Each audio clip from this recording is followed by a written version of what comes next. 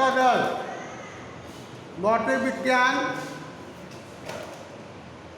भाई ये क्वेश्चन पूछा जा रहा है क्रांतिक कोण क्या है, तो उसके बारे में बताना पड़ेगा। मैं बता चुका हूँ। क्रांतिक कोण क्या है, पहले ये क्वेश्चन प्रश्न बन रहा है।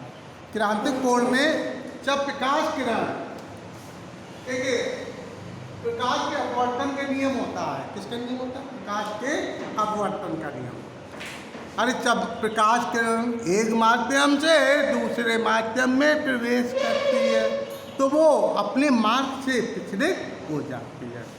अपने मार्ग से जब तो ये विचलित होती है, यही विचलन प्रकाश का अपवर्तन कहलाता है। भाई जब प्रकाश किरण सदन, जब प्रकाश किरण विरल माध्यम से, कौन माध्यम से? विरल के माध्यम से सदन माध्यम में प्रवेश करेगी तो क्या हो जाएगी? अवलंब जो जुड़ जाती है, अपवर्तन। और जब प्रकाश किरण सदन माध्यम से, मेरा सदन है, विरल माध्यम में प्रवेश कर रही है। जब प्रकाश किरण सदन से विरल माध्यम में प्रवेश कर रही है तो अपवर्तित किरण अवलंब से दूर हट जाती है, अवलंब कहलाता है। तो क्या हो जाती है?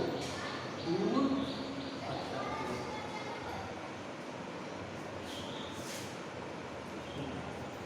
ये चीज तो इसी से संबंधित क्रांतिक कोण की परिभाषा होती है। जब प्रकाश किरण, क्रांतिक कोण क्या बोलना मैंने? जब प्रकाश किरण, जब प्रकाश किरण सदन माध्यम से विरल माध्यम में प्रवेश करती है, प्रवेश करती है तो अपवर्तित किरण है। कौन सी किरण है? तो अपवर्तित किरण है।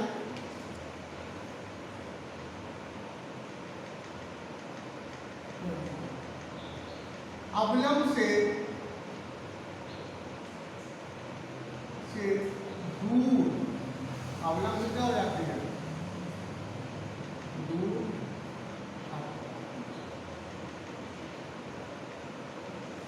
अवलंब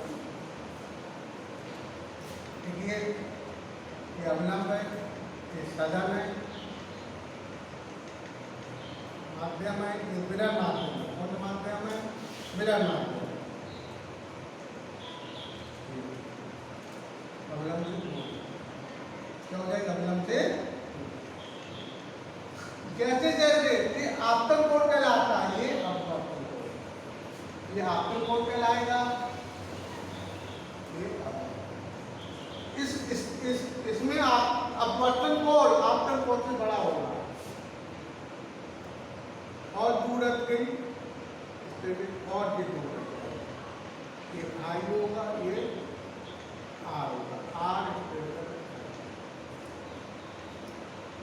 एक और चित्र में तुम्हारा समझा रहे हम।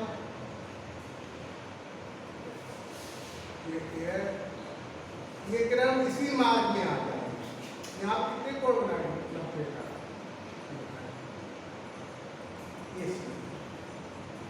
तो अब इसमें परिभाषा क्या बनती है? ये 5 के जैसे जैसे क्या बोला? जैसे जैसे आपतन कोण का मान बढ़ता है, मान क्या होता जाता है? यहाँ पर कुछ था, यहाँ और बढ़ गए, यहाँ और बढ़ गए। जैसे जैसे आपतन कोण, आपतन कोण का मान बढ़ता जाता है, वैसे वैसे वैसी वैसे अपवर्तन कोण का मान बढ़ता है।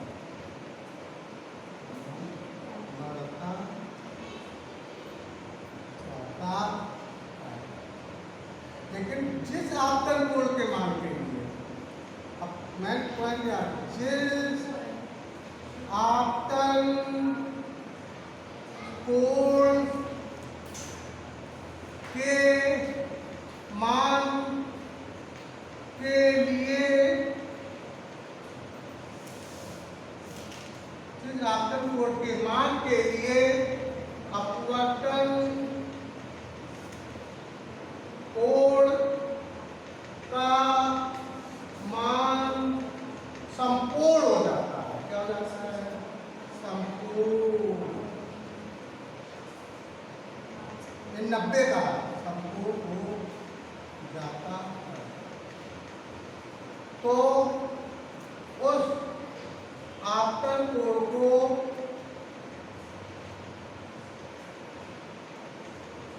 को क्रांतिक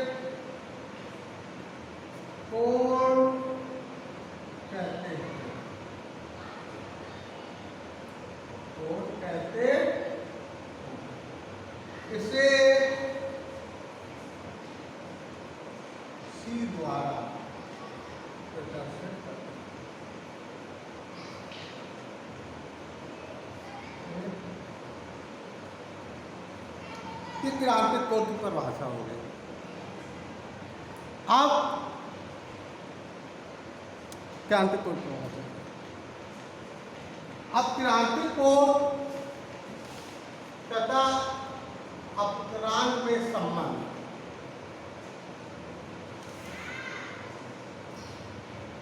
तथा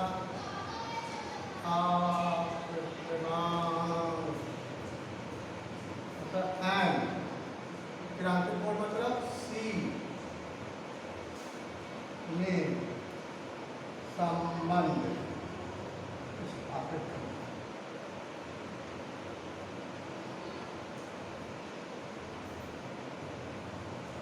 तो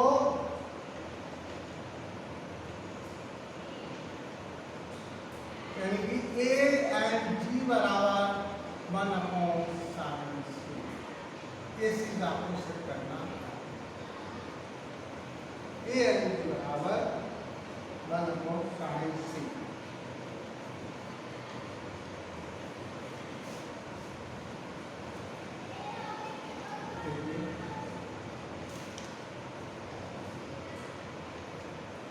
हम कहेंगे वो चीज कि जब प्रकाश किरण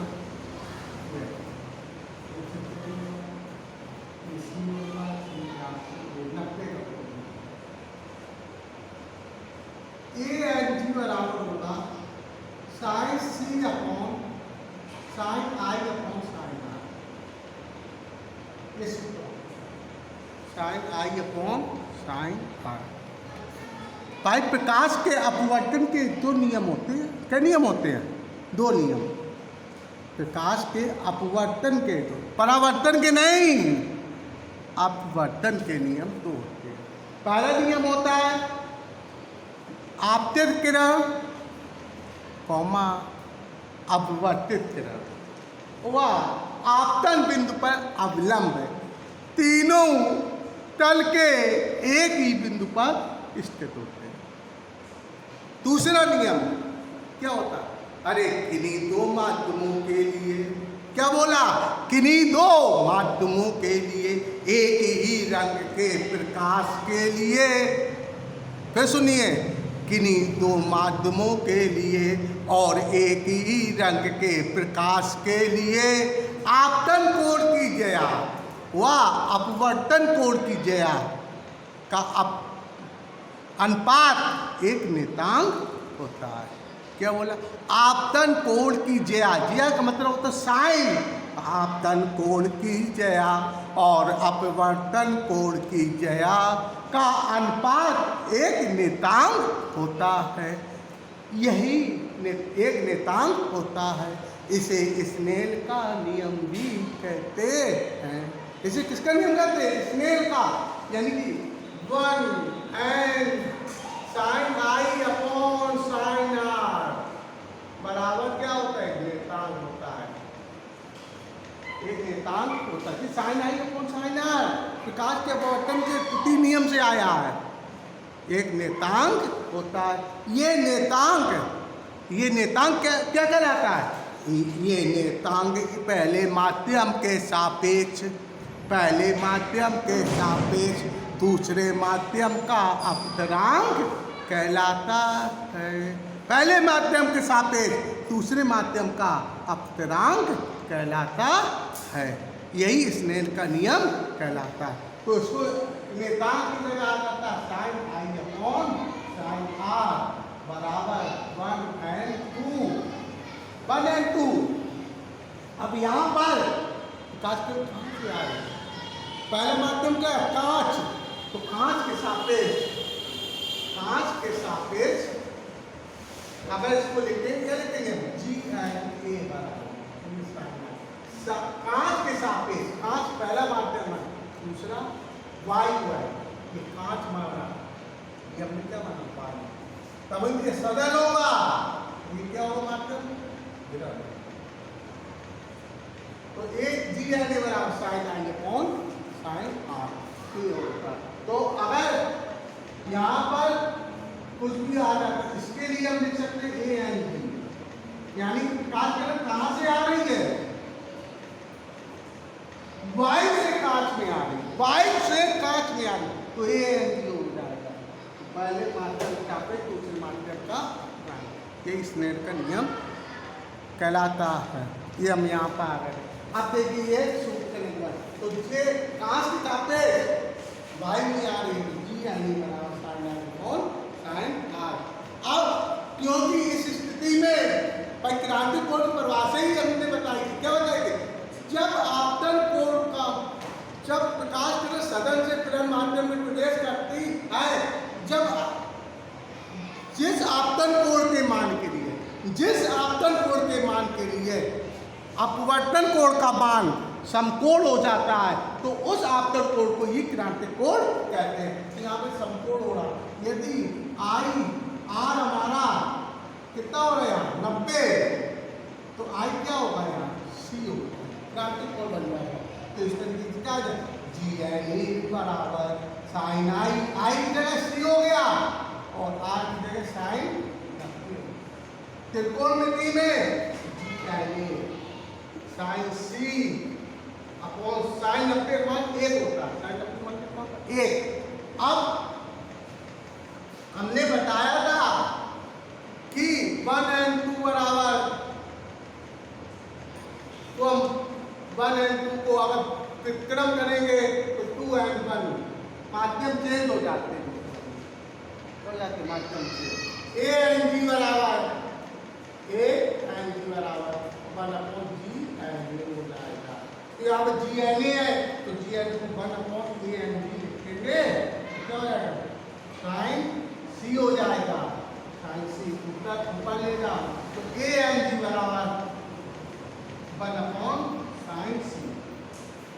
यही क्रांतिक कोण और अपतरांक में संबंध होता है। इस तरीके से आपका क्रांतिक कोण, अपतरांक, क्रांतिक कोण और प्रकाश के अपवर्तन के नियम मैंने बताते हुए। अब देखिए यहाँ इसी क्रम में जैसे पूर्ण आंतरिक परिवर्तन होता है। क्या होता है? पूर्ण आंतरिक परिवर्तन चल रहा है। पूर्ण आंतरिक परिवर्तन, तो पूर्ण आंतरिक परिवर्तन,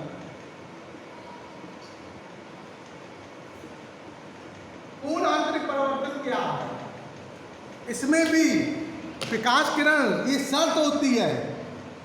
इसमें भी क्या शर्त होती है?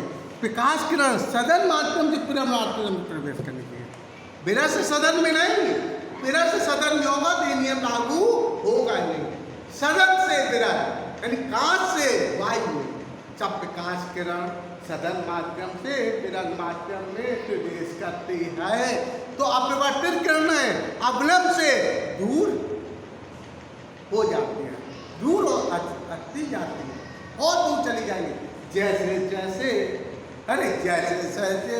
आपतन कोण का मान बढ़ता जाता है, वैसे वैसे अपवर्तन कोण का भी मान बढ़ता जाता है। जिस आप बढ़ता जाता है, लेकिन अब इसमें शर्त हो गई, क्या हो गई सर?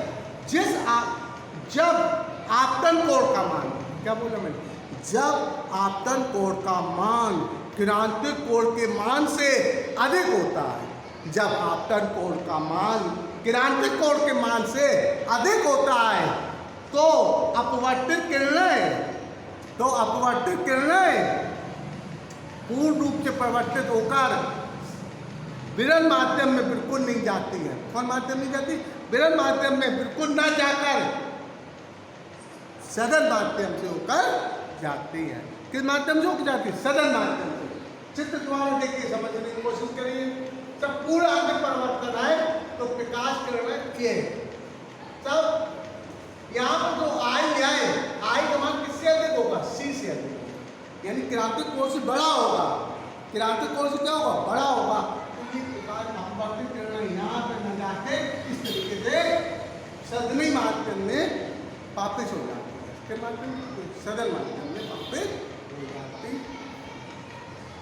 और पूर्ण आंतरिक परिवर्तन के लिए तो शर्तें होती हैं। पूर्ण आंतरिक परिवर्तन तभी होगा तब तो शर्तों का पालन होगा। पहली शर्त, प्रकाश किरण सदन माध्यम से विरल माध्यम में प्रवेश करनी चाहिए। दूसरी शर्त, प्रकाश किरण